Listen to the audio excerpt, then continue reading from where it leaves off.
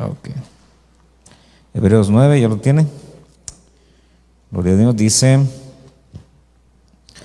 ahora bien, aún el primer pacto tenía ordenanzas de culto y el santuario terrenal, porque había un tabernáculo preparado en la parte anterior, en el cual estaban el candelero, la mesa, los panes consagrados.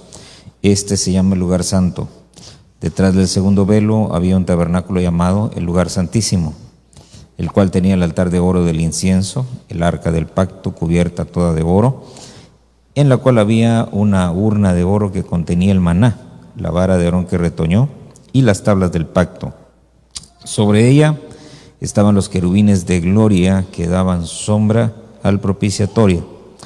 Pero de estas cosas no se puede hablar ahora en detalle. Amén. Padre que estás en el cielo, en el nombre de Jesús, añade, Señor, bendición a tu palabra. Háblanos, Señor, en esta noche. Te suplicamos y te rogamos, Señor, que tengas misericordia y que nos edifiques en esta hora, que hagas fluir tu Espíritu Santo, Señor, en medio de nosotros, con esas 5 unciones que edifican tu iglesia. Prepáranos, Señor, para encontrarnos contigo, Señor, en el nombre de Jesús. Venimos reprendiendo, echando fuera, Señor, toda obra de las tinieblas, todo estorbo en los aires, Señor, en el nombre de Jesús, todo cambio en la atmósfera. Venimos en esta hora reprendiéndolo en el nombre de Jesús. Te rogamos, Padre, ten misericordia, Señor, y háblanos, edifícanos. No permitas, Señor, que nos sea arrebatada la bendición de tu palabra, que nos sea arrebatada, Señor, en esta hora la bendición de poder llevarnos un rema de parte tuya, Señor. En el nombre poderoso de Cristo Jesús, te rogamos, Señor, que nos abras tu palabra, Señor, a la derecha y a la izquierda, podamos obtener las bendiciones, Señor, de la derecha y de la izquierda, en el nombre poderoso de Cristo Jesús. Te lo rogamos, te lo suplicamos y te damos gracias en esta hora, en el nombre de Jesús. Amén y amén. Gloria a Dios. Muy bien. Finalmente dejamos el capítulo 8, no porque ya no haya nada que decir ahí, sino porque hay cosas que tal vez las vamos a tratar más adelante. Pero capítulo 9, seguimos hablando de... Que el Señor reprenda la alergia. Bueno, capítulo 9 seguimos hablando del sacerdocio y empieza hablando acerca del pacto, del primer pacto y obviamente del postrer pacto o del último pacto. Dice ahí, creo que vamos a quedarnos solamente en el versículo 1, dice: ahora bien, aún el primer pacto tenía ordenanzas de culto y el santuario terrenal. Le voy a leer otras 4 versiones. De la King James dice: entonces ciertamente el primer pacto también tenía ordenanzas de servicio divino y un santuario terrenal. Dice la versión inglesa, dice: el primer pacto tenía reglas para adorar y un lugar para adoración aquí en la tierra. Dice la palabra de Dios para todos, dice: el primer pacto tenía sus reglas para el culto y un lugar de adoración hecho por el hombre. Y finalmente, dice esta otra: en el primer pacto Dios nos dio reglas para que supiéramos cómo adorarlo. Estas reglas eran para el culto aquí en la tierra. Pongan la atención, dice: en el primer pacto Dios nos dio reglas para que supiéramos cómo adorarlo. Esas reglas eran para el culto aquí en la tierra. Entonces, yo quiero que hablemos un poquito de, vamos a ponerle así,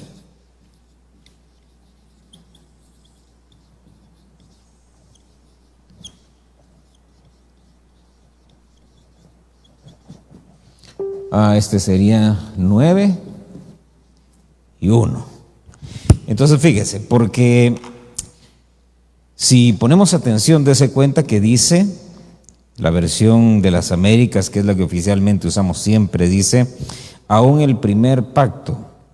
Las otras que leímos dice: el primer pacto también tenía ordenanzas. Y eso me llamó la atención, porque cuando uno dice también, ¿verdad? ¿A qué se refiere uno? Que tanto uno como el otro tienen, si no lo mismo, cosas similares, ¿verdad? Entonces dice ahí que tanto el primer pacto, dice, tanto como el de ahora, ¿verdad? Dice, porque ciertamente el primer pacto también tenía ordenanzas de servicio divino y un santuario. Entonces, dése cuenta que tanto el primer pacto Dice, tenía ordenanzas. ¿De qué?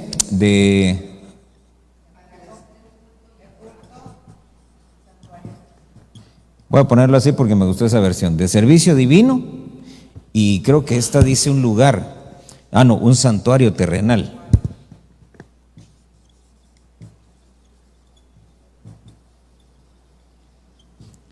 Pero dice que estas cosas también entonces están en el nuevo pacto. Amén. Obviamente que no son las mismas ordenanzas, tampoco es el mismo servicio, aunque sigue siendo un servicio divino, y obviamente que también el santuario ya no es el mismo, pero sigue siendo un santuario terrenal. Entonces, si hay un santuario terrenal, tiene que haber uno ahí en el cielo, y si, oiga eso, y si hay ordenanzas de servicio divino terrenales, entonces tiene que haber ordenanzas de servicio divino ahí en el cielo. Por eso todo lo que le dieron a Moisés, recuérdese que dice ahí mismo en Hebreos, ya lo leímos, ¿verdad? Que todo era sombra y figura de las cosas, de los bienes que tendrían que venir. Entonces, dice acá, déjenme avanzar un poquito, porque este capítulo 9 me llamó la atención, fui a ver un poquito acerca del número 9. ¿De qué nos habla el 9? Primeramente, ¿verdad? Del fruto. Pero fíjese que hay otras cosas. Por ejemplo, el número 9 es el último de los dígitos, ¿verdad? 0, 1, 2, 3, 4, 5, 6, 7, 8, 9. Y los demás ya son solo composiciones. Entonces también habla de un final o de terminar algo. Otra observación ahí. Habla también, cuando hablamos nosotros del fruto, fíjese que también hay un juicio. Ese juicio se basa, obviamente, o tomen en cuenta los frutos. Por eso es que cuando nos presentamos al tribunal de Cristo, ¿eso qué es? Es un juicio, pero únicamente para los salvos. Tenemos también, se recuerda que son los 9 dones que aparecen ahí juntos, ¿verdad? Porque hay otros que aparecen regados, pero ahí los que aparecen juntos son 9. ¿Esos 9 dones para qué son?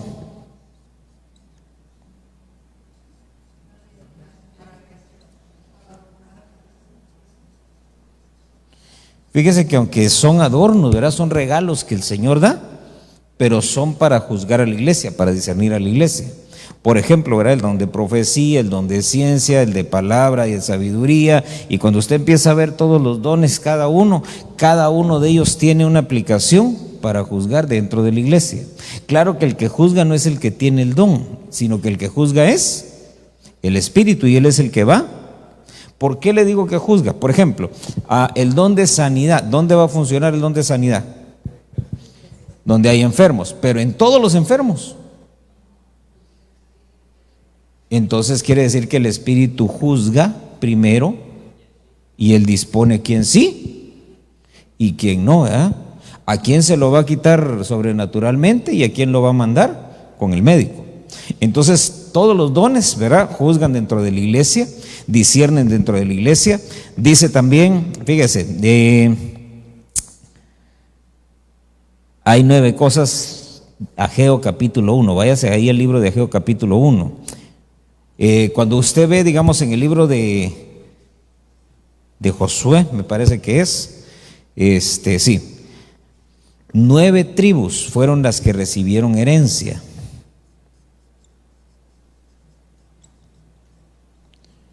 Nueve tribus completas, ¿verdad?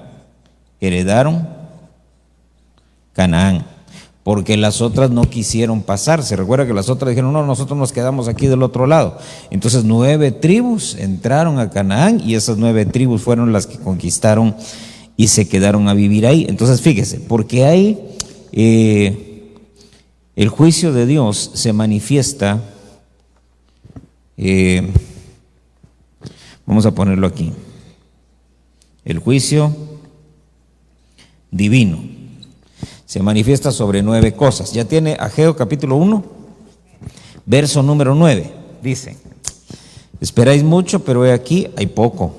Lo que traéis a la casa, yo lo aviento. ¿Por qué? Declara el Señor de los ejércitos, por causa de mi casa que está, ¿cómo dice ahí? Fíjese, la casa está desolada o desierta, no sé cómo dirán otras versiones ahí, no sé si hay una, creo que hay una que dice abandonada. Mientras, dice, cada uno de vosotros corre a su casa. Por tanto, dice, por causa vuestra, desde cuenta, por causa vuestra, no es la voluntad de Dios, no es designio de Dios, no es que Dios de pronto se ensañó con alguien, sino que dice, por causa vuestra, los cielos han retenido su rocío, la tierra ha retenido su fruto. Fíjese eso, pues. Entonces, una casa desierta o una casa desolada, ¿verdad? ¿Qué es lo que va a provocar primeramente? La retención, por un lado, del rocío, y por otro lado, del fruto, ¿verdad? Ahí está en la tierra, pero no lo va a dar. Y entonces mire lo que dice el verso 11. Entonces llamaré a la sequía. Y dice, la va a llamar sobre 9 cosas: sobre la tierra, sobre los montes, sobre el trigo, sobre el mosto, sobre el aceite, sobre lo que produce la tierra, sobre los hombres, sobre el ganado y sobre todo el trabajo de vuestras manos. Entonces mire qué terrible, era porque son 9 cosas en las que se manifiesta cuando Dios, ¿cómo dijéramos? Es que mire, Dios se enoja. Amén. Aunque no nos guste o aunque de pronto uno no quisiera, ¿verdad? Pero mire, Dios es amor, amén. Dios es misericordioso, ¿sí? Dios dice que es lento para la ira, grande en misericordias, ¿verdad que sí? Pero hay un punto en donde Dios ya se enoja. Entonces, para saber nosotros si de pronto Dios está molesto, hay 9 puntos que tenemos que revisar, ¿verdad? Entonces, dése cuenta, dice que viene la sequía. Primeramente dice, se retiene el rocío y se retiene el fruto. Es decir, que uno va al culto y uno ya no obtiene nada. Ese es el rocío. Dice, que sea como rocío mi enseñanza. Entonces, cuando uno va y aunque uno escuche el mensaje y otro está tratando de absorber, pero uno no obtuvo nada. A veces uno hasta puede salir y decir, no, pues hoy no dijo nada el pastor, ¿verdad? Pero ¿qué es lo que pasa? Que el rocío se lo retuvieron. Y dice ahí, entonces voy a retener también, dice, el fruto. Entonces ya no hay fruto. Y ahí está hablando de lo que produce la tierra. Las 9 cosas, dice entonces, sobre la tierra. ¿Se recuerda de la parábola del sembrador? ¿Qué representa la tierra? Nosotros, ¿verdad? El que recibe la palabra. Entonces dice, va a venir sequía sobre el que recibe la palabra. Entonces, aunque la palabra llega, pero como la tierra está seca, no va a pasar nada. Dice, va a venir también sobre los montes. ¿Qué representa el monte? La oración. Entonces la oración se seca. Ahí está uno y otras veces uno dobla sus rodillas y nada más dobla las rodillas y empieza a llorar, empieza a sentir la presencia de Dios, pero cuando hay sequía, dobla las rodillas y se queda dormido. Se para y empieza a cabecear también. Y aunque trata de pronto de hilvanar, ¿verdad? Tal vez frases o peticiones o lo que sea, no fluye nada. Se secó el monte. No hay nada ahí. Cuando el Señor subía al monte, si usted se recuerda, incluso dice hasta gotas de sangre, no solamente lágrimas, ¿verdad? Dice, vendrá la sequía también sobre el trigo. Eso implica 2 cosas. Uno, la semilla, ¿verdad? Para plantar. Y el otro, el pan, ¿verdad? Si no hay trigo, no hay semilla.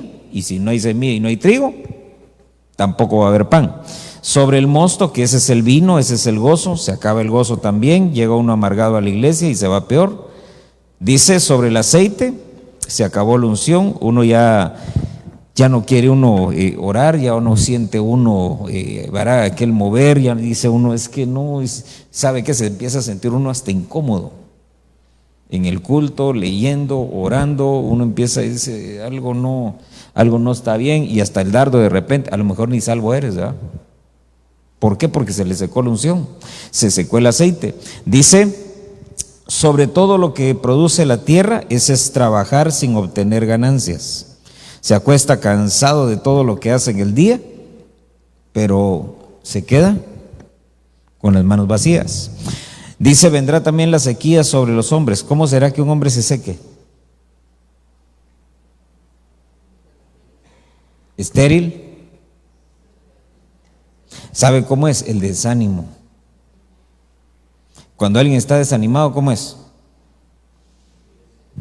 Vamos, otro día. Hagamos, no tengo ganas. Pongamos, que ponga otro. Digamos, no, se secó. A ver, dancemos así como antes y todo. No, yo creo que eso de la danza como que es del diablo tal vez. Porque se secó. Ya, por dentro ya no le fluye nada, ya no trae nada. Mire qué terrible, porque el desánimo es bien terrible. ¿Se acuerda que hablamos hace algunos días de cuando dice algunos se debilitan? De aquella palabra astenea, ¿verdad? Que hasta hay una enfermedad que los médicos, ¿verdad? Dicen, eso se llama astenia, que es el debilitamiento que llega, pero no tiene origen físico, sino que simple y sencillamente le dice, todo está bien, su sangre está bien, todo lo que hemos hecho, las pruebas y todo está bien, y entonces ¿por qué me duele todo? Y entonces ¿por qué me levanto y no tengo ganas? Y apenas son las 10 de la mañana, ya estoy buscando la cama otra vez, ¿y qué es lo que me está pasando? Y todo, le llegó la astenea, se enfermó, se desanimó. Fíjese que dice ahí, también vendrá sobre el ganado, eso es ser improductivo. Y finalmente dice, sobre todo el trabajo de vuestras manos. Es decir, que aunque hace con la derecha, como dice Eclesiastés, y hace con la izquierda y no da descanso a sus manos, pero no tiene nada. Entonces, todas esas cosas son cosas que tenemos que revisar. ¿Para qué? Para saber si de pronto, hermano, tal vez nos traemos al Señor un poquito molesto, ¿verdad? Ahora, todo eso, ¿por qué estamos hablando de todo eso? Porque todo eso tiene relación con las ordenanzas del sacerdocio. Por eso empieza ese capítulo, ¿verdad? Y dice, porque dice, allá también habían ordenanzas y aquí también hay ordenanzas. Dice, fíjese pues,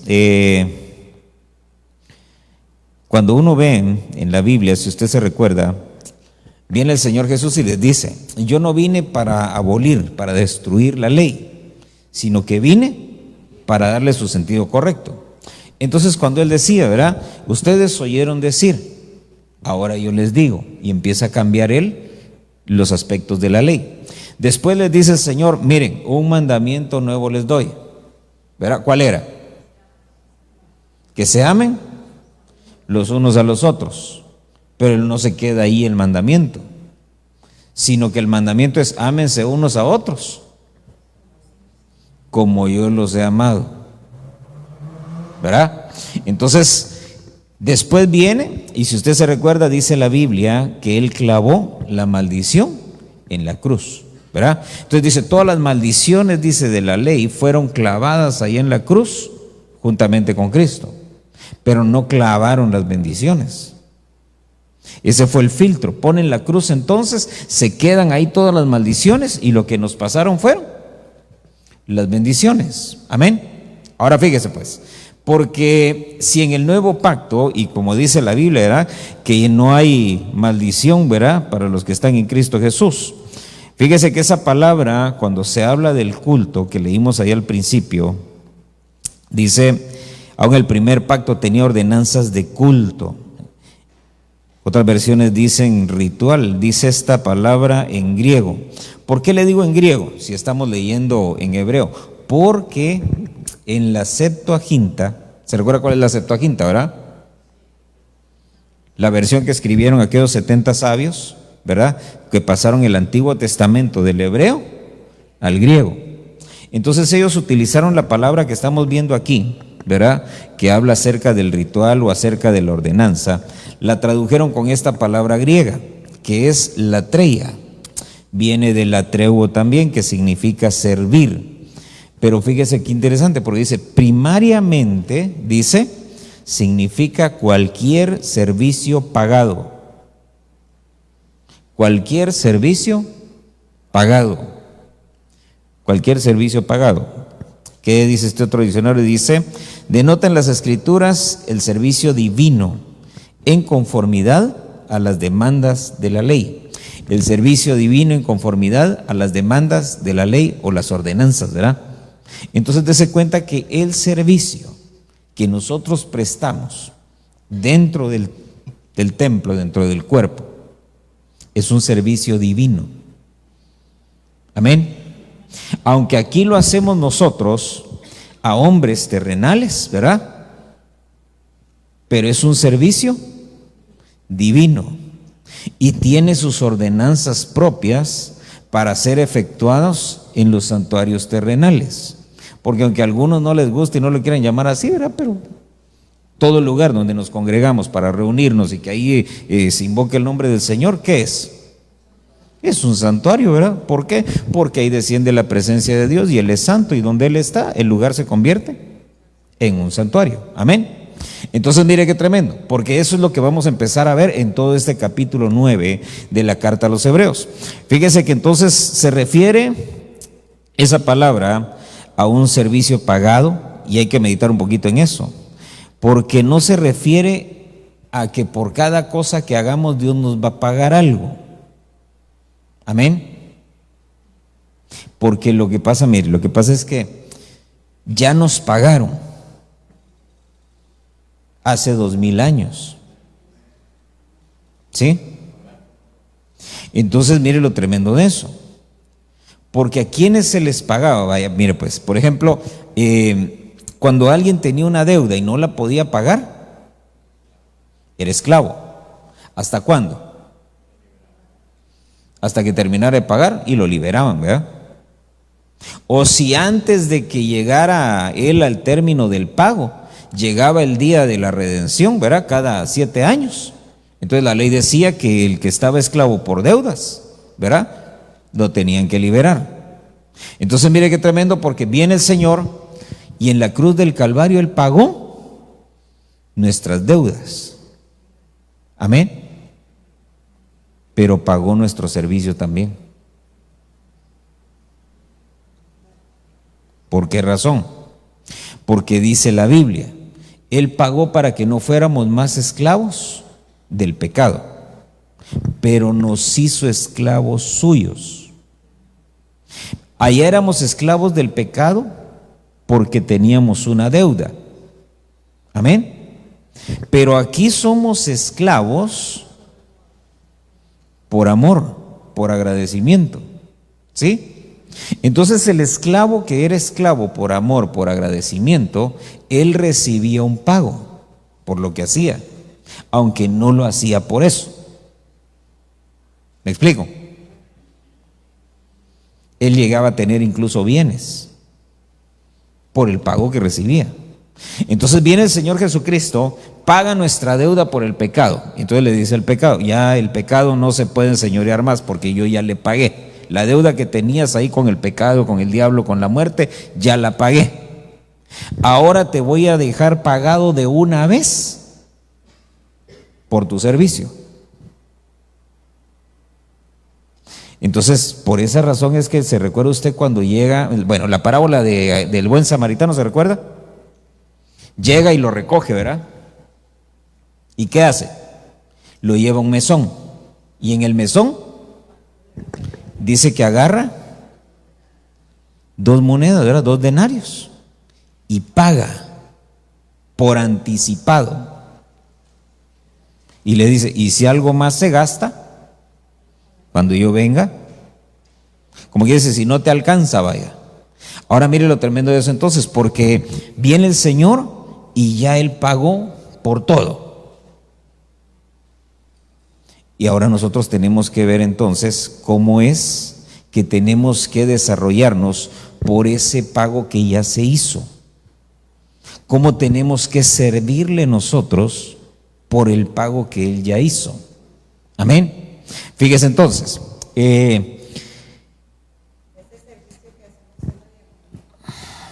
es parte de, porque dentro del servicio entra la alabanza, la adoración, la oración, el servicio a los santos, la administración.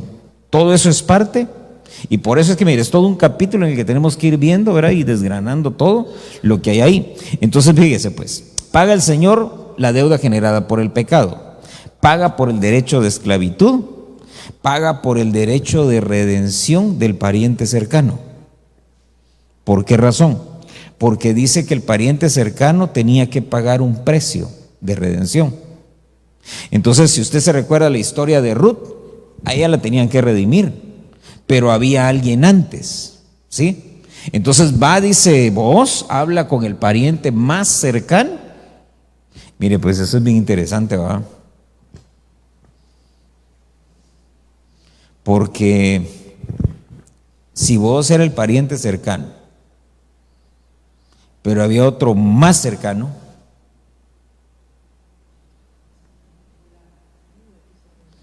un fulano, así le llama la Biblia, un fulano. ¿Quién es ese otro que era más cercano?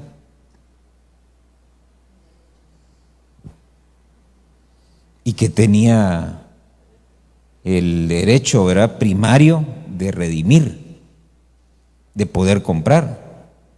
Entonces viene Booz y entonces llega a negociar con él y le dice, o la compras tú o la compro yo, porque la redención era eso, era una compra.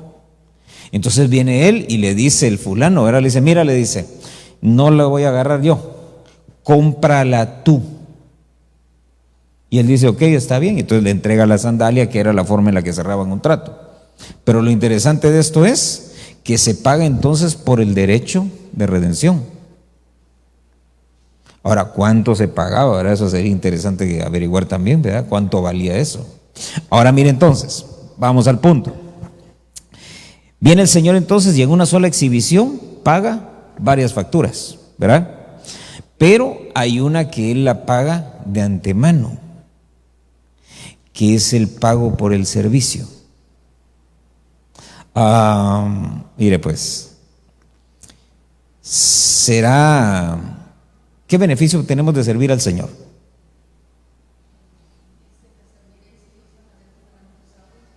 Sanaré tu pan y tus aguas. Tus hijos serán enseñados por el Señor. Pero dése cuenta, por ejemplo, va, el que dice la hermana, tus hijos serán enseñados. Quiere decir que en ese pago se pagó un maestro. Y un maestro que no se puede contratar a voluntad. ¿Sí? ¿Cuál será el pago de ese maestro? ¿Verdad? Eso es entre el hijo y el padre. Pero viene él y paga y le dice, padre, aquí está, ya pagué para que instruyas a los hijos del que sirve. Y entonces viene el Señor y nosotros no lo vemos, pero el Señor se encarga de ir corrigiendo, de ir instruyendo, de ir enseñando. Pero ¿qué pasará entonces cuando nosotros no estamos sirviendo de acuerdo a las ordenanzas del servicio divino?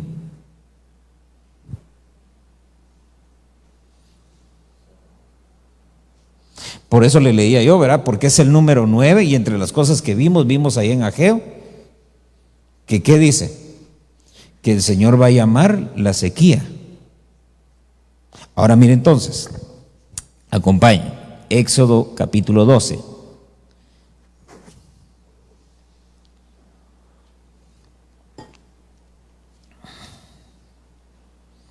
Éxodo 12, verso 25.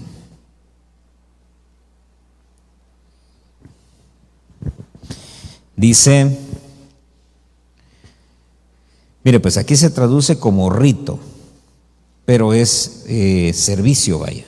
Dice, cuando entréis a la tierra que el Señor os dará, como ha prometido, guardaréis este rito, esta ordenanza. Y sucederá que cuando vuestros hijos os pregunten, ¿qué significa esta ordenanza o este servicio o este rito para vosotros? Vosotros diréis: es un sacrificio de la Pascua al Señor, el cual pasó de largo las casas de los hijos de Israel en Egipto cuando hirió a los egipcios y libró nuestras casas. Y el pueblo se postró y adoró. Entonces, mire, primeramente, fíjese que lo que tenemos que entender es que dentro de las ordenanzas, entonces, lo primero que hay, que aparece ahí, ¿qué es? La Pascua, ¿sí? Y esa Pascua, ¿qué significa? Fíjese que la Pascua fue lo que ellos tuvieron que celebrar, lo que ellos tuvieron que comer, tuvieron que, se recuerda, sacrificaron un cordero, pusieron la sangre en los dinteles de la puerta, compartieron el cordero con la familia. Y lo interesante, ¿sabe qué es? Que dice ellos, es un sacrificio de la Pascua, es la fiesta de Pesaj en Israel, que representa la salida de Egipto. Dice ahí, el cual dice, pasó de largo la casa de los hijos de Israel en Egipto cuando hirió a los egipcios y libró nuestras casas. Entonces, mire, es un sacrificio el que se da, era una fiesta, era una liberación familiar, porque se recuerda que la ordenanza, ¿cuál fue? Que se reúnan por familias, no que se reúnan por cuates y por allegados, no, vas a reunirles, vas a decir que se reúnan por familias. Y una vez que estén reunidos por familias, entonces van a hacer el sacrificio, van a celebrar la Pascua y van a esperar que llegue el momento de la liberación. Entonces todas las familias, se recuerda que el espíritu de Elías, ¿qué es lo que viene a ministrar? A restaurar las familias. ¿Sí? Entonces, antes de que venga el Señor, si usted se recuerda, dice la Biblia, tiene que venir el espíritu de Elías y va a restaurar la relación familiar. Ahora mire entonces, porque dice que entonces después de que ellos explicaban el rito o la ordenanza, dice que el pueblo, ¿qué hacía? ¿Se postraba? Entonces, fíjese qué interesante, porque en algún momento vamos a indagar un poquito eso. ¿Usted se recuerda cómo adoró Jacob? Sobre su bastón. Mire el pueblo de Israel en esta oportunidad, ¿cómo adoraron? Dice, postrados y después adoraron. Entonces, sabe que entre las ordenanzas del servicio empezamos por el sacrificio y debemos de terminar en la adoración.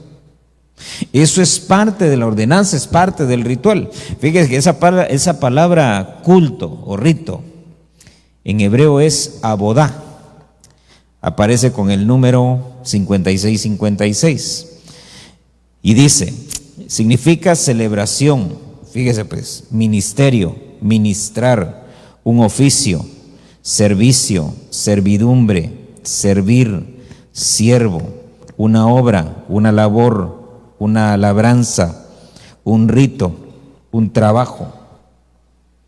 Eso es lo que significa cuando dice ahí, ¿qué significa este rito? ¿Sabe qué? ¿Qué significa este ministerio? ¿Qué significa este oficio? ¿Qué significa este servicio para ustedes? Y sabe que dice, cuando los hijos te pregunten a ti, entonces eso es un compromiso para los papás. ¿Sabe por qué? Porque cuando un hijo pregunta, a ver, yo me he hecho una pregunta, papá o mamá, ¿por qué vamos a la iglesia? ¿Por qué tenemos que ir a la iglesia? Y si uno no tiene la respuesta, ¿qué significa? Por eso me llama la atención que viene el Señor y dice, mira Moisés, diles a los papás que se aprendan la respuesta para esta pregunta. ¿Por qué tenemos que celebrar Pascua? ¿Por qué celebramos Pesaj? ¿Qué significa esto para ustedes? Porque ¿sabe qué? La pregunta es, ¿qué significa para ustedes? Porque para nosotros no significa nada. Entonces la respuesta, ¿cuál era? Lo que pasa es que el Señor nos libró, nos sacó de Egipto, sacó a las familias enteras y entonces aprendimos que debíamos de postrarnos y adorar delante del Señor. Llegó el ángel de la muerte y nos pasó por alto. Entonces tenían que saber la respuesta. Entonces, como sacerdotes, como padres nosotros, ¿verdad? En nuestro oficio sacerdotal tenemos que tener las respuestas. ¿Por qué? Porque mire, usted les puede decir, ¿verdad? El domingo le preguntas al pastor, pero ¿qué es lo que le está diciendo? Mira, para mí tampoco significa nada. Por eso no sé qué decirte, pero pregúntale al pastor, tal vez para él significa algo. Por eso le dice el Señor, ¿sabes qué, Moisés? Tú te sabes la respuesta, Aarón se sabe la respuesta, los sacerdotes se saben la respuesta, pero que cada padre, cada madre se sepa la respuesta. Que cada uno le conteste a sus hijos. Por eso mire qué interesante, ¿verdad? Porque es un ministerio. Esa palabra en griego es liturgia. Fíjese que hay 1, 2, 3, 4 palabras en griego para el servicio. Una es liturgia, otra es doulia, que viene de doulos, que es ser esclavo, pero un esclavo no obligado, sino un esclavo que se quedó como esclavo porque ama a su Señor. El ergón, que significa aquel que trabaja, aquel que tiene una ocupación, y ergasía, que es aquel trabajo que de pronto dice produce una utilidad. Ahora mire, Génesis 29.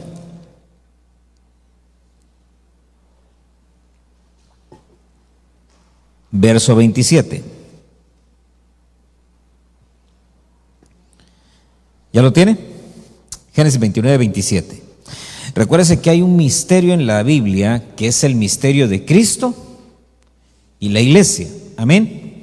Entonces mire lo que dice ahí, porque es la historia de Jacob. Usted se recuerda, viene Jacob, se enamora entonces de Raquel, trabaja por ella y entonces se casa, lo engañan y le dan a la otra, y entonces cuando él va a reclamar le dicen, mira, lo que pasa es que no aceptamos devoluciones, ¿verdad? Y entonces viene, ¿y ahora qué hacemos? Y entonces le dicen, cumple la semana de esta y te daremos también la otra. Oiga eso, por el servicio que habrás de rendirme aún otros 7 años. Entonces viene el Señor Jesucristo y Él presta un servicio aquí en la tierra. Ese servicio que Él presta es precisamente para comprarnos a nosotros. Fíjese esto pues, la pregunta aquí, si la segunda dice, te daremos también la otra por el servicio que habrás de rendirme. Si ese servicio era por la segunda, y esa es la iglesia, entonces ¿quién era la primera? Ahora mire, porque ahí hay un misterio, ¿verdad? Hay 7 milenios, ¿sí? Pero no son los únicos. Hacia atrás, antes de Génesis 1, hay también milenios. ¿Qué pasó en esos 7 anteriores, verdad? Se recuerda que dice que todo tiene que ser purificado, aquí en la tierra y también en el cielo. Entonces dice, aquí en la tierra dice, se purifica con sangre, se purifica con agua, se purifica con fuego, dice, y todas las cosas, leímos en Hebreos también, creo que en el capítulo 8, todas las cosas, dice, casi todas son purificadas con sangre, aunque las celestiales, dice, con sacrificios mejores. Entonces, ¿qué hubo que purificar ahí arriba? ¿Qué servicio se tuvo que prestar ahí arriba para purificar también? Ahora mire entonces, porque ahí nos estamos metiendo en otra cosa ahí, ¿verdad? Mire pues, entonces viene Jacob, que representa a Cristo, y presta a él entonces un servicio. Dice, te daremos también la otra por el servicio que harás de rendirme. Entonces viene el Señor Jesucristo, se presenta aquí en la tierra, ¿y cuál fue el servicio que él prestó? Dar su vida, ¿verdad? Dar su vida. Ahora dése cuenta, porque no se termina ahí el servicio. Si usted se recuerda, la sangre del cordero se tenía que tomar y presentarla ¿en dónde? En el altar, y luego llevarla hasta el lugar santísimo. Entonces dice Hebreos que el Señor Jesucristo llevó la sangre hasta el lugar santísimo, pero no terrenal, sino ahí arriba. y la presentó como pago efectivo por nuestras vidas.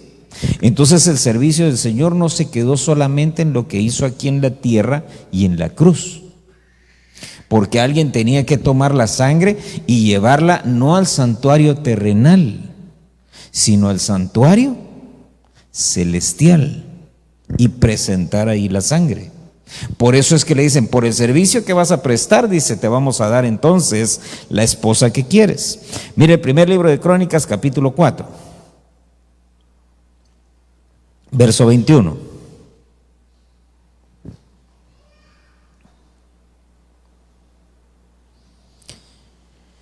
¿Ya lo tiene?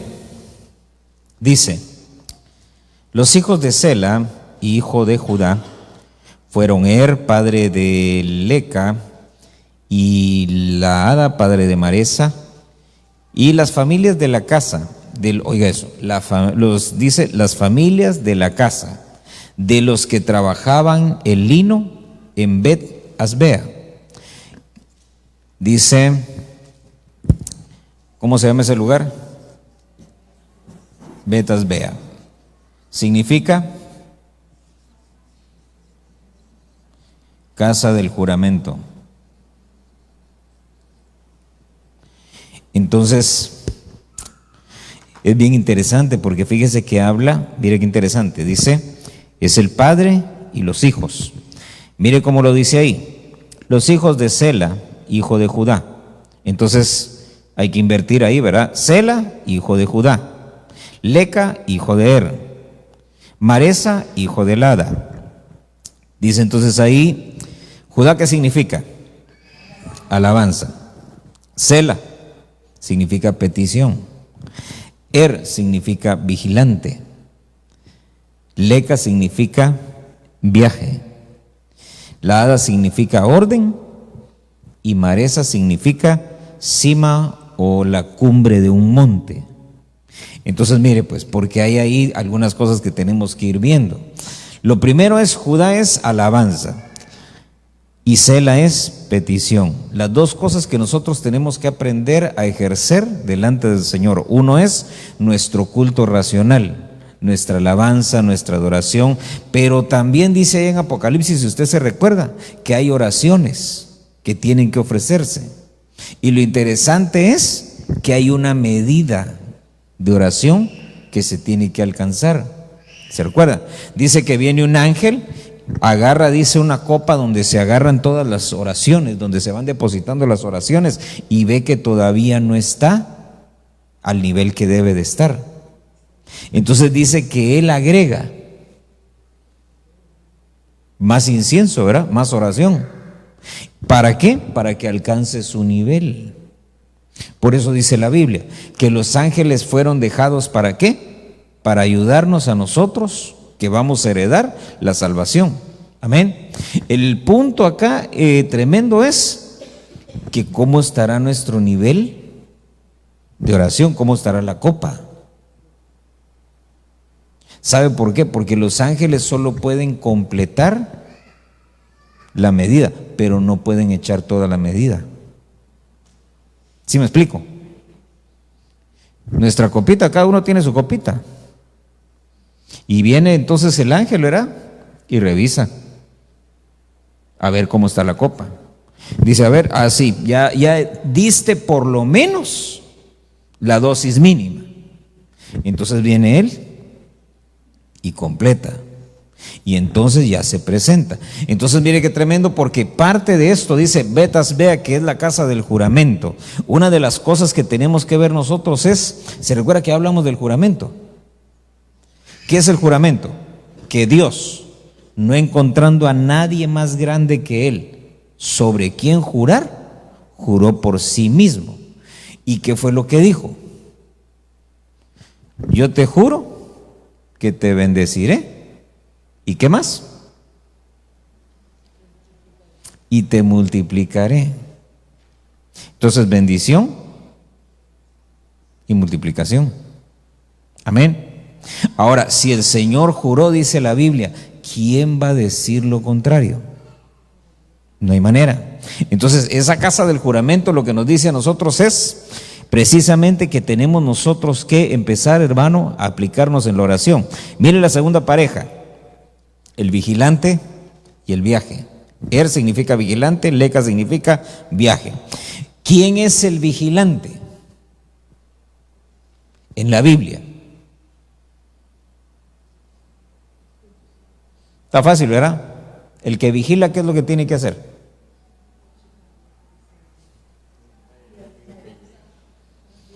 Viendo que no llegue, y si es de noche. Entonces el vigilante es el que no se duerme. Amén. Porque si se duerme, se lo lleva la corriente. Pero mire pues, entonces, se recuerda que le dicen a una iglesia que vele. Que vele. ¿Para qué? Para que cuando el Señor venga, se la pueda llevar. Entonces, por eso me llama la atención, verá que vigilante y el hijo de ese, ¿quién era? El viaje. ¿Qué viaje estamos esperando usted y yo? El arrebatamiento, ¿ah? Hay quienes ya no creen en el arrebatamiento, ya perdieron la fe en eso. Yo sigo creyendo. Porque ¿sabe qué? Yo digo, yo me quiero asegurar de estar en ese paquete, en ese avión, porque el avión no es muy grande, no va a pensar usted que arrebatado así es todo, no. Yo espero que de aquí de la iglesia sí nos vayamos todos. Pero lo que quiero asegurar es mí y los míos, ¿verdad? ¿Y usted qué tiene que hacer? Asegurarse usted y los suyos. Entonces mire qué tremendo, porque por esa razón es que tenemos que ser nosotros vigilantes. Dice, por tanto, no durmamos como los demás. ¿Por qué razón? Dice, y más viendo que el día se acerca. ¿Qué tan cerca está el día? Mire, tan cerca está el día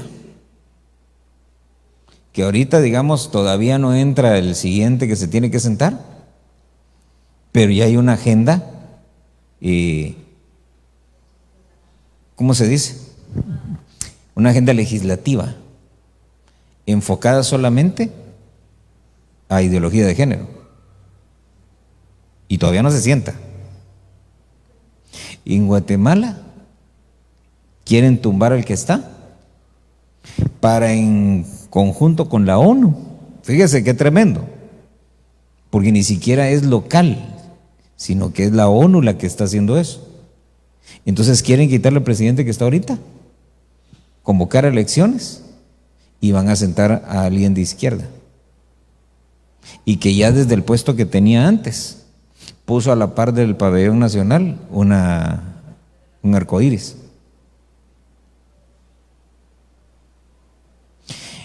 Generalmente cuando se pone una bandera a la par del pabellón nacional, ¿qué se tiene que observar ahí?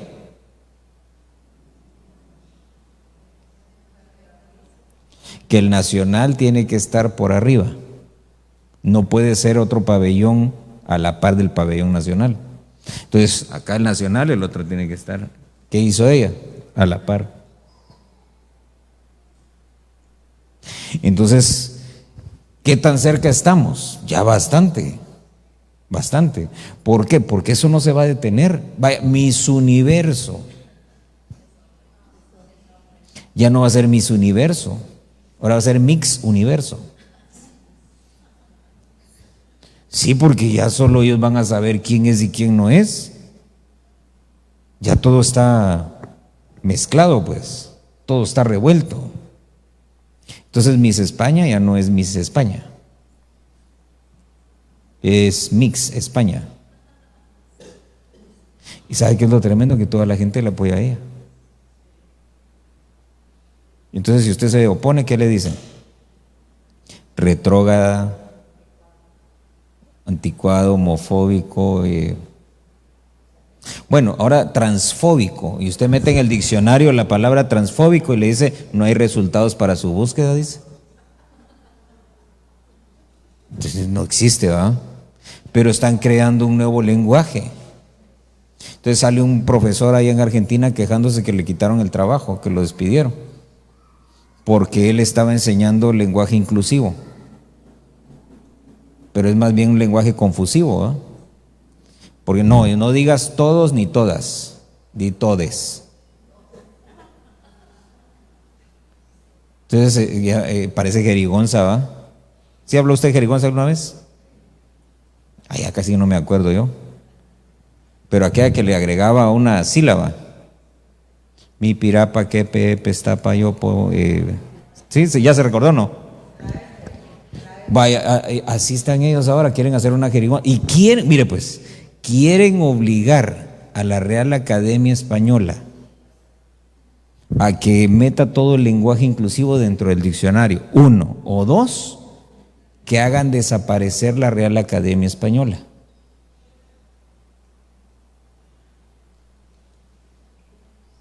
Entonces, ¿cómo estará el mundo de...? ¿Por qué le estoy diciendo esto? Porque, hermano, ya estamos... Mire, el doctor Ríos predicaba de esto hace 30, 40 años. Y uno escuchaba y decía uno, ¡ala! ¿Será que así va a ser, va? Uno miraba Viaje a las Estrellas, Star Trek, ¿verdad? Y entonces salía Capitán Kirk, transporte para 6. Y decía uno, ¡ala! Su aparatito, y ahí le aparecía la imagen y todo, ¿verdad? Y decía uno, ¡qué fantasioso! ¿Y ahora? Ahí en el teléfono, ¿verdad? Y hasta en conferencias se puede, ¿verdad? Que se ve varios ahí todo. Y dice uno, no, entonces no estaban tan locos, ¿verdad? Entonces mire qué tremendo, porque lo que otros predicaron, como dice la Biblia, ¿verdad? Los que escribieron, dice, lo escribieron para nosotros. Ellos no sabían a qué se referían exactamente, pero sabían que nos iba a servir a nosotros. Entonces mire qué tremendo, porque el vigilante entonces es: no durmamos como los demás, sobre todo porque el día está cerca. Y ese viaje ya está a la puerta. Luego dice, estaban Maresa y... ¿quién era el otro? La hada padre de Maresa. Ok, entonces mire, la hada significa orden y Maresa significa cumbre. Una de las cosas, si usted se recuerda, viene Moisés y le dice a Josué, a ver Josué, sígueme, ven conmigo. Y empieza a subir el monte. Entonces dice que de pronto llegaron a cierto nivel en el monte y le dice Moisés, tú quédate aquí, de aquí para adelante solo subo yo. Y entonces sube Moisés. Dice que entonces el pueblo se rebela ahí abajo y hacen el becerro de oro. Y entonces dice que empieza a haber algarabía, se recuerda, dice, el pueblo, dice, se sentó a comer y a beber, pero ese comer y beber es que y se levantó, dice, para fornicar. Entonces cuando ellos se levantan, agarran el becerro y empiezan a celebrar y todo, dice creo que la Septuaginta dice que lo que hacían era que empezaron a cometer orgías ahí. Y en medio de toda esa algarabía se levanta Josué allá arriba, a la mitad del monte. Y entonces se levanta y dice que se empieza a brevar porque dice, esto suena como que hay guerra, de plano que ya nos alcanzaron los egipcios. Y entonces viene bajando Moisés. Y entonces le dice, ¿qué es esto que se oye? Le dice, y entonces parecen gritos de guerra. Y entonces Moisés le dice, no, le dice, esos no son gritos de guerra, son gritos de desenfreno. Y entonces bajan. Y usted conoce la historia, ¿verdad? Agarra el becerro, lo muele, se hace que se lo beban con agua y todo, se mueren un montón. Bueno, ¿aprendieron la lección? No la aprendieron, ¿verdad?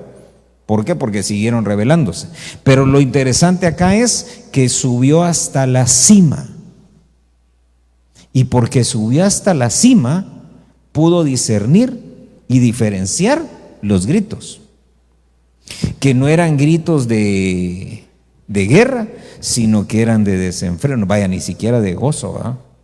Entonces mire qué importante es que nosotros no nos quedemos a medias, que no seamos mediocres, sino que tratemos de ir hasta la cima. Sabe que el otro nombre que estaba ahí, que era la hada, que era orden. Y una de las cosas que tenemos que aprender acerca del orden: 1, a ordenarnos, y 2, a seguir las órdenes. Se recuerda porque dice ahí el primer verso, este es un sacerdocio, dice, ¿con qué? Con ordenanzas. Entonces el sacerdote le entregaban las ordenanzas y él no podía obviarlas, ¿sí? No podía ignorarlas. Por eso es que dice que el pecado de los hijos de Elí era grande delante del Señor. ¿Por qué razón? Porque dice que trataban mal las ofrendas. Entonces el pueblo llegaba, por ejemplo, con un cordero para presentar un sacrificio. Entonces le decían los hijos de Elí: mira, dame la carne antes de ponerla sobre el altar. Pero la ordenanza que decía: vas a poner todo sobre el altar, vas a esperar a que la carne se cosa, y cuando esté cocida, entonces vas a clavar el garfio. El garfio era un gancho de 3 picos. Entonces metían el garfio así en el animal, y cuando jalaban, la carne que se venía prendida en el gancho era lo que le entregaban a los sacerdotes. Lo demás ahí se consumía. Entonces mire qué tremendo, ¿verdad? Porque vienen los hijos de Elí, y ¿qué era lo que ellos hacían? Ni siquiera metían el garfio, sino que le decían: dame, corta de ahí ¿verdad? Dame del lomito, porque si meto el garfio va a jalar de cualquier cosa. No, yo quiero un corte, ¿verdad? ¿Cuál es el más suavecito? Filete de res. Dame del filete, dame de ahí de la espaldilla, dame 3 costillitas porque tengo ganas de costilla. Entonces cuando ya presentaban, mire qué terrible, cuando ya presentaban lo que la gente traía, lo ponían sobre el altar, ¿cómo iba? Era una ofrenda incompleta, era una ofrenda a medias. Por eso dice que el pecado de ellos fue grande delante del Señor, aparte de lo demás que hacían, ¿verdad? Que dice que violaban a las mujeres que servían en el templo y todo lo demás. Entonces mire qué tremendo, porque tenemos que aprender nosotros a seguir entonces el orden de Dios, a estar bajo autoridad, que aprendamos nosotros a sujetarnos. Mire Josué 22, verso 26.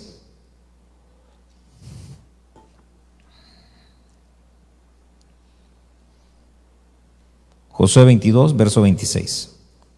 ¿Ya lo tiene? Dice: por tanto dijimos, construyamos ahora un altar, no para holocaustos ni para sacrificios, sino para que sea testigo entre nosotros y vosotros, y entre nuestras generaciones después de nosotros, que hemos de cumplir el servicio del Señor delante de Él, con nuestros holocaustos, con nuestros sacrificios y con nuestras ofrendas de paz, para que en el día de mañana vuestros hijos no digan a nuestros hijos: no tenéis porción en el Señor. Entonces mire, ¿qué pasó aquí? Se recuerda que hubo 3 tribus que no pasaron a la tierra prometida, sino que se quedaron del otro lado. Entonces, como las otras 9 pasaron, y con ellos iban los levitas, ahí iba todo el tabernáculo. Entonces ellos se quedaron sin un tabernáculo. Entonces dijeron ellos: ¿qué hacemos ahora? Y entonces dice que hicieron una réplica del altar del holocausto y la colocaron en medio de las 3 tribus, como un testimonio de que ellos pertenecían a Israel. Pero era un tabernáculo donde un altar donde ellos no iban a presentar sacrificios, sino que sus sacrificios los iban a ir a presentar allá donde estaba el tabernáculo, que era lo correcto. Entonces mire qué tremendo, ¿verdad? Porque todos nosotros tenemos que edificar un tabernáculo para el Señor, un altar para el Señor, ¿sí? Pero ese altar no es para que ofrezcamos nosotros sacrificios propios. Amén. ¿Qué es ofrecer un sacrificio propio? El orgullo, la soberbia, la vanagloria, la vanidad. Todos esos son sacrificios propios. Cuando uno tiene de esas cositas, es como que uno tuviera, así como ellos, un altar donde uno ofrece sacrificios para uno mismo. La soberbia, el orgullo y todo eso es la adoración de uno mismo. Amén. Por eso es que uno no puede ser soberbio, no puede ser orgulloso, o al menos no debería, ¿verdad? Porque es el culto a uno mismo. Ahora mire, déjeme darle uno más porque ya se me acabó el tiempo. Segundo libro de Crónicas, capítulo 12, verso 7. Así es que este es terrible, hombre. Me hace que vamos a tener que poner café porque... no es cierto. Mire pues. ¿Ya lo tiene? 12:7. Dice: cuando el Señor vio que se habían humillado, vino la palabra del Señor a Semaías, diciendo: se han humillado, no los destruiré. Oiga eso, sino que les concederé ¿qué? Mire pues, y mi furor no se derramará sobre Jerusalén por medio de Sisac, pero serán sus siervos. ¿Para qué? Para que aprendan la diferencia entre servirme a mí y servir a los reinos de los países. Mire qué terrible, porque mire el verso 7, me llamó la atención eso. Les concederé, ¿qué dice? Fíjese que no dice les concederé libertad. Mire qué terrible eso. ¿Sabe por qué? Yo me quedé pensando, dije, ¡ala, qué horrible! Porque no es como cuando dice el Señor, ¿verdad?, que vino para proclamar libertad a los cautivos, no cierta libertad. Pero viene el Señor ahí, y cuando usted lee el contexto, ¿verdad?, el pueblo se rebela, el rey no quiere obedecer al Señor y todo. Entonces viene el Señor y dice: no, pues ahora van a venir enemigos y te van a sojuzgar, te van a someter.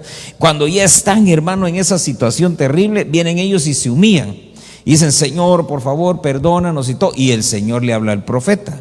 Y le dice: mira, ¿sabes qué? Ya los vi, ya se humillaron, ya me pidieron perdón. Pero se recuerda que al principio vimos que el Señor a veces se enoja. Entonces como que lo agarraron enojado, ¿eh? Y entonces le dice al profeta: mira, ve y diles que ya vi que se humillaron, ya vi que se arrepintieron, ya me pidieron perdón. Diles que les voy a dar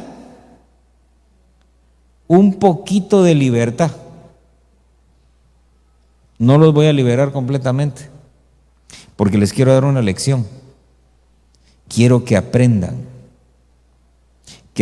la diferencia entre servirme a mí y servir a otros. ¿Hasta cuándo les iba a dar el Señor una completa libertad entonces?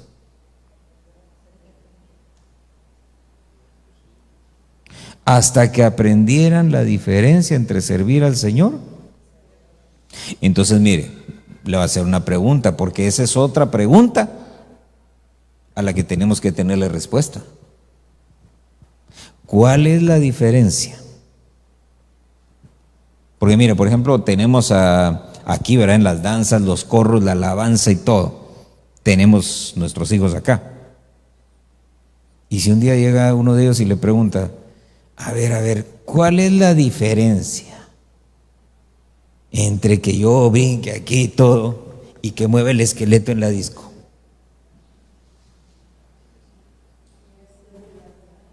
¿Ah?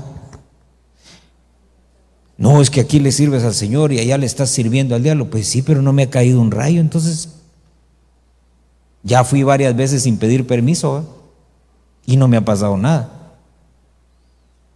¿Qué le contestaría usted?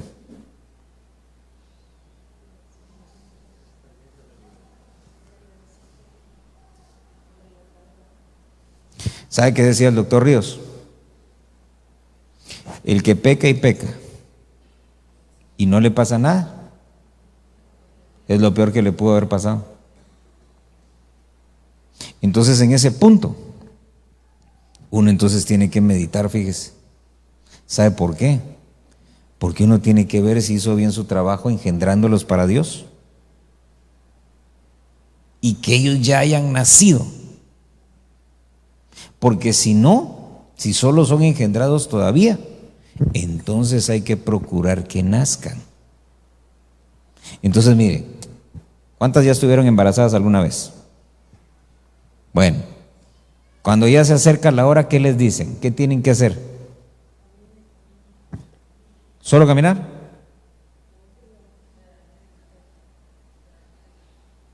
Que dilate, que caminar y todo, tome agua, hidrates, etcétera. ¿Por qué hidratarse? Decía, pero ¿por qué hidratarse? ¿Por qué nos van a sudar o qué y todo? No, porque la piel necesita elasticidad, necesita hidratarse el cuerpo. Ahora mire pues, porque si alguien no ha nacido, ¿por qué es? Fíjese que, digamos, cuando un bebé no baja, dicen, ¿ha oído usted esa expresión? ¿Verdad? No baja, no baja, no baja. ¿Qué hacemos? Hay que sacarlo. Cesárea, ¿verdad? Entonces tienen que abrir y extraerlo. Entonces a veces cuando es así, que no baja, se dan cuenta hasta que ya lo van a sacar, que no podía bajar porque estaba amarrado.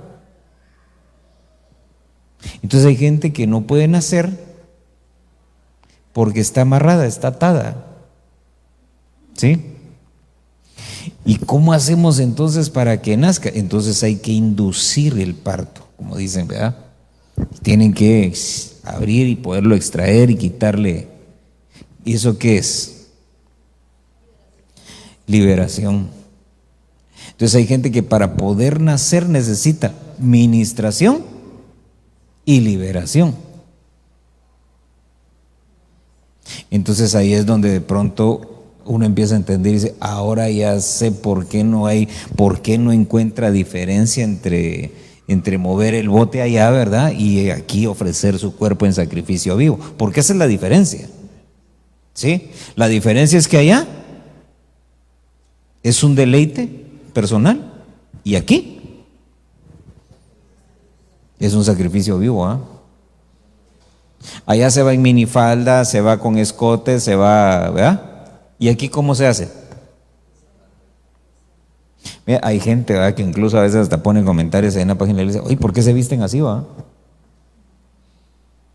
Porque, hermano, ¿verdad?, yo veo que se ponen así, que el pantalón y luego la blusa y luego un cruzado para acá y luego el cruzado para el otro lado, ¿va?